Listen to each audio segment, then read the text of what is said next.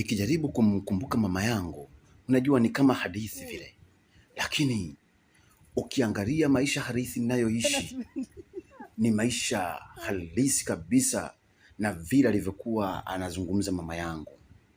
Mama yangu aliniambia, thamini wakati, thamini sana kitu kinachokufanya uweze kuwa, lakini unatakiwa ukihenzi kitu kilichokufanya uweze kuwa. Hapo hapo unatakiwa ukae na kufikiria sana kitu kitakachokuweza kukufanya ukawa.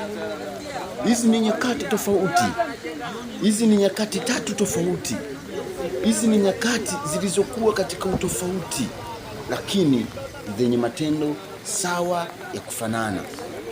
Ukiwa makini, nyakati hizi zinaweza zikakufanya ukawa katika maisha mazuri. Nyakati hizi zinaweza zikakufanya ukawa katika utulivu. Nyakati hizi zinaweza zikakubadilisha daraja na jina, ukawa katika nafasi